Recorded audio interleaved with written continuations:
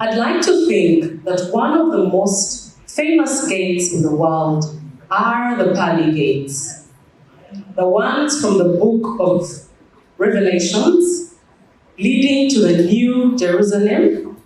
And this is popular among the Western world and the Christians, because as we know, we are all working towards a day when we walk through the pearly gates.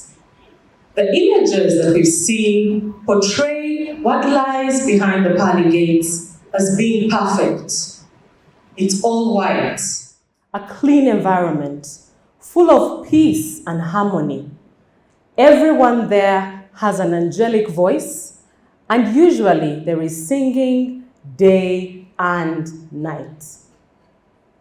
Something about this place is that there is a consistency between the gate and what lies behind it. I'm going to make a wild assumption that everyone in this room, or at least almost everyone, has been to the Kampala Serena. Am I right? Okay, we'll let that pass, but I'll carry on with the assumption. What do we know about the Kampala Serena? What welcomes you? A beautiful gate, leads you to a well-maintained compound, and when you go to the conference center, which is currently under renovation, or the hotel, you will find that it is consistent with what welcomed you. But is that always the case? Far from it. I found this out when I visited a popular secondary school in our country.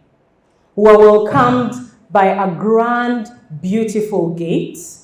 When we walked in, the compound was well groomed. The walls had a fresh coat of paint. And then we journeyed further into one of the dormitories. When I got there, I was disappointed, because I knew that what is at the gate is what you will find behind it. I will not mention names of schools, because I know that some of us in this room have probably contributed to building these gates that I am talking about. And we realized this after we visited different institutions across the country. It's such a common phenomenon. A perfect gate, and then what lies behind it is totally different. In reflecting, I realized that what that is a gate facade. People have been asking me, Diana, what does the topic deconstructing a gate theory mean? But I'll state it simply.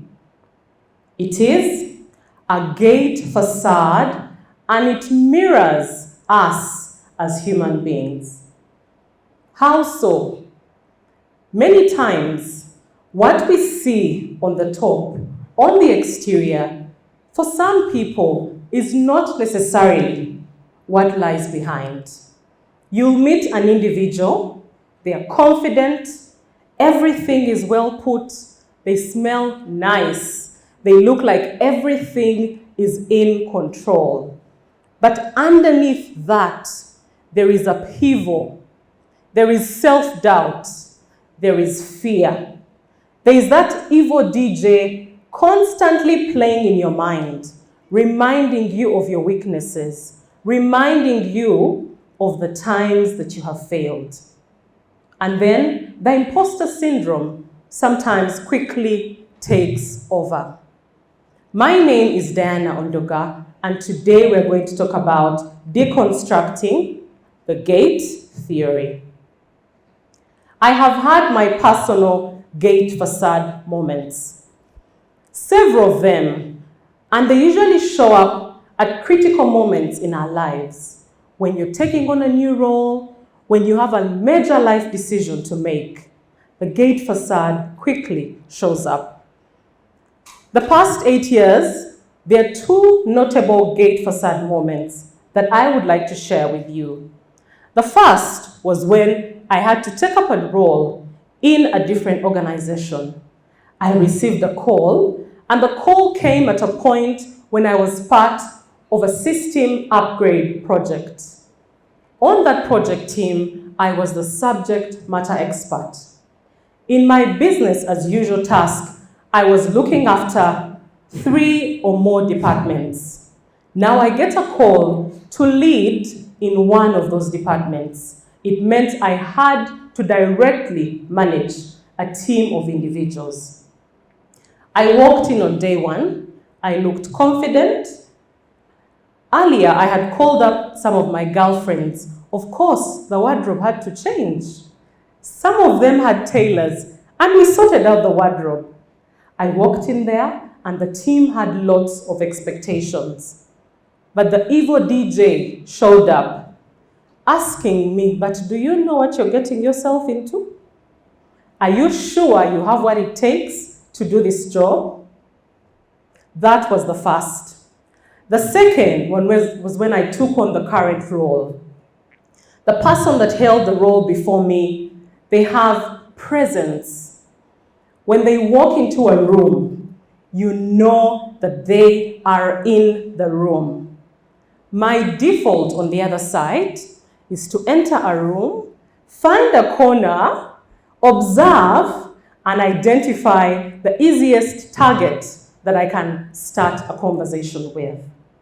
So what did I do? I adopted different ways of shattering my personal gate facade. The first was to take up learning. In the first role, I was lucky to undergo an assessment, something that I did not know that I needed. But it helped. The line manager at that moment wanted to find out the personalities on their team. So we're all subjected to what is called the DISC personality assessment. It places personalities as eagles, doves, owls, and parrots. I was able to place myself, and those things that I felt weird about did not feel weird anymore because it had been diagnosed. That personality type tells you what your weaknesses are and what your strength areas are. This personality assessment also guides you on how to engage with the individuals of the different personality types. If you're dealing with an ego, you get straight to the point. If you're dealing with an owl, you have to be structured. If you're dealing with a parrot, you better have a little bit of fun. And if you're dealing with the dove, approach with caution. If you know me, you probably know where I lay. But what it helped is that I was able to observe my team members and interact with them. And in that process, they felt like I understood them. The other learning that I did was to appreciate the space in which I was placed. Why do we do what we do? Who do we need to speak to get things done? Where do we go when we have challenges? I was learning from the team on ground, so I did not walk in like the expert that I was in the previous job. Then we had to work together to develop our outcomes. We sat together, identified where we were, and also envisioned where we want to go. We did it together as a team, and the benefit was that it did not feel like a stranger was coming into a place to change things around. We involved and we transformed the area. The other thing that we did was to take action. We'd asked the questions, we'd learned. Nothing builds trust like taking action. So we took action, and every time we completed an action, we sat down, found out what went well, what did not go well, and what we learned and could do better the next time. Through these processes, I was building my internal capacity. I was polishing the internal to match with the gate. The last thing that I did was to use the capability affirming thoughts. For those of you who do affirmation, you know what these capability affirming thoughts are. Reminding myself that my role this time was not as a subject matter expert, but to help the team get to a desired place. Also, I reminded myself that I am different from my predecessor. I had succeeded in previous roles, and therefore I had what it takes to achieve and deliver on the role. Ladies and gentlemen, all of these things helped me to shatter the gate facade. And looking back, we did amazing things and continue to do so even in my current role. So I'd like to speak to my colleagues in the corporate space because I think we have the highest pressure when it comes to outward appearance. We are in a generation of personal branding. And don't get me wrong, it's important to look well put together. But if you don't do the work to polish what lies behind that gate, it means that the foundation is weak and it can easily shatter. You will be in a performance conversation and someone will tell you something that will put you off. A random comment will get you off because you have not taken time to appreciate who you are and polish what lies behind the gate. So what do we need to do? We need to check that we know who we are. Go and get those clothes, because in the corporate world, you have to show up a certain way to a point that sometimes colors are recommended. But as you walk shopping for that attire, have you also shopped inside and checked who you are? The beautiful gate that we see, is it held by a beautiful foundation?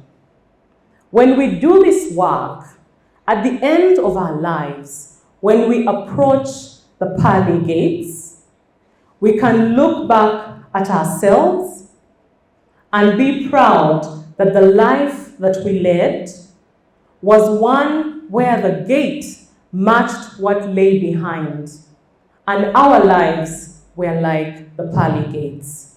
Ladies and gentlemen,